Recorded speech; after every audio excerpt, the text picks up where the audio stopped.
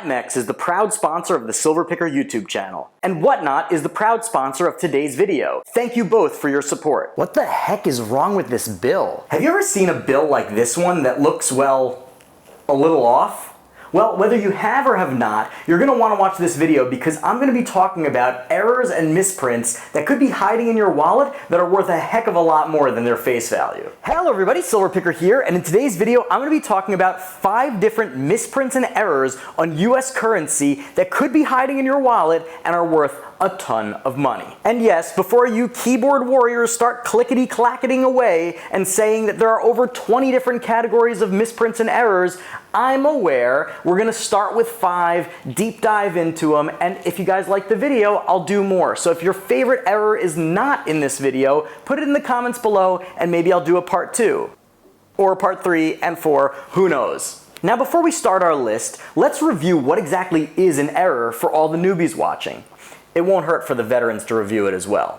Now, it's definitely more complicated than this, but for our purposes, essentially, an error is any peculiarity that you see on a bill that occurred during the production process, meaning during the printing, during the alignment, during the cutting, etc. If a peculiarity is a result of something that occurred to the bill after it left the production facility, well, that's just considered damage and makes the bill just worth face value.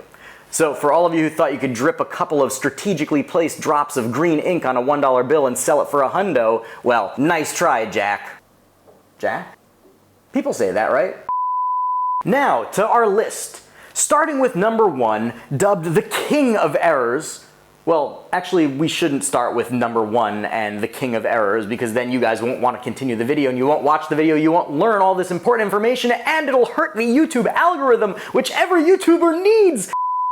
Anyway, let's start with a different error. We'll come back to the king of errors. We will start with the insufficient inking error. Insufficient inking occurs when the ink fountain of the printing press malfunctions and causes insufficient ink to spread over the face of the bill, and you end up with something that looks like this.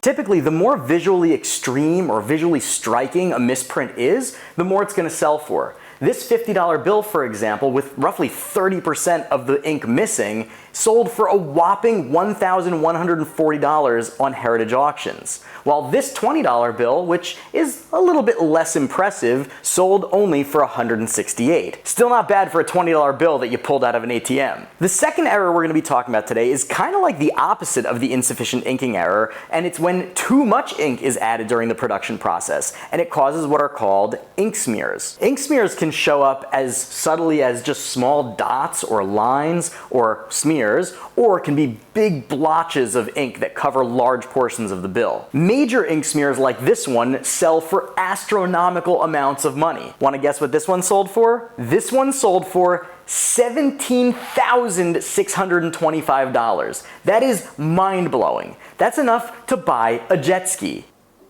and a motorcycle and a pair of Super Bowl tickets. Alright, fine, maybe not the best seats, but still, a jet ski, a motorcycle, and a pair of Super Bowl tickets for a $5 bill. Minor ink smear errors can sell for really solid money as well. This $5 bill, in fact, sold for $240, and it just has a small streak of ink. Now, if you've been paying attention, you'll notice that that $5 bill looks very similar to the $10 bill that I showed you at the beginning of this video.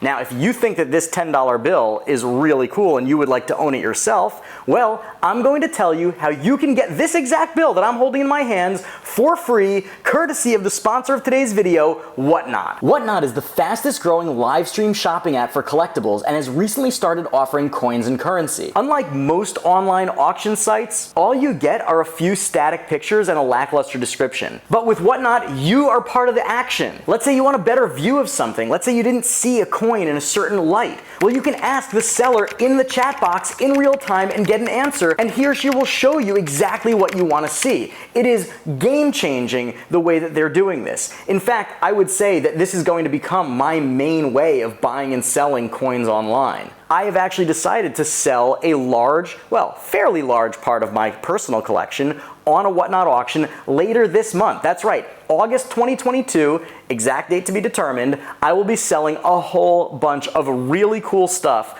on a live Whatnot auction. And to top it all off, I'm going to be giving away a whole bunch of stuff. Silver, coins, as well as this error ink smear banknote. for free. So how do you get in on the fun? Well, you can click on the link in the description box below or type in www.whatnot.com/invite/silverpicker and create your account online for free. And why would you want to do this? Well, first off, you get access to Whatnot's auctions in addition to mine, all sorts of different collectibles, coins, currency going on all the time, and there are incredible deals to be had. Second, you'll have a chance to bid in my first live auction on a ton of stuff from my personal collection and win a bunch of really cool numismatic prizes. And third of all, or should I say best of all, we each get $10 in Whatnot credit to be used on anything we want absolutely free. That means when you sign up for your account, you get a starting credit of $10 that you can buy collectibles, coins, currency, whatever you want, and I get 10 bucks as well. That is fantastic. That is the ultimate win-win. And just to put that in perspective, that means at today's silver prices, you could get yourself 2 silver Washington quarters and maybe even a Mercury dime to boot. That is fantastic. A free gift from me and Whatnot to you and me. So definitely click on the link, sign up. If you don't go through my link, you don't get the $10. And neither do I. Now we're almost up to the king of errors, but first, let's talk about the third type of error, which this time has nothing to do with the inking process, but rather the last part of the production process, and we are talking about cutting errors. Now there are lots of different types of cutting errors, so keep your eyes peeled for all of them. To get you started, here are a couple of examples that sold for some really good money. This $1 bill, for example, had a couple of other bills from the same sheet fold over it while it was cut, leaving a piece of that $1 bill from the other sheet hanging onto it, and that one sold for $881. Not too bad for an $880 premium. This bizarre looking $100 bill, which actually looks like it has some like color grading keys in the margins, which I didn't even know existed, sold for a whopping $6,168. That is incredible. That's another jet ski for you. And now, error number 4, the inverted back error. Now, when you take a normal bill and you turn it around like this, you'll see that the back side is right side up, just like the front side.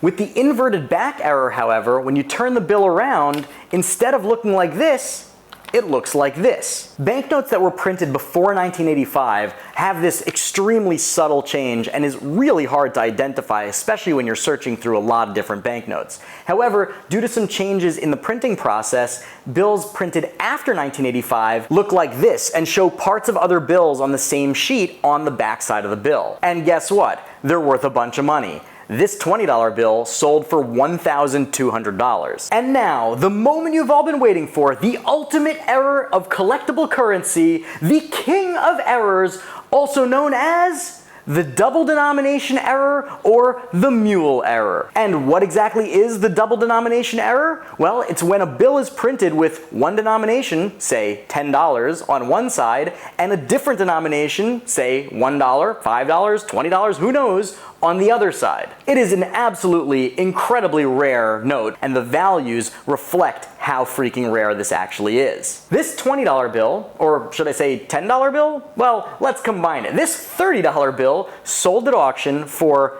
you're not gonna believe this, sold at auction for $55,200. Mind-blowing.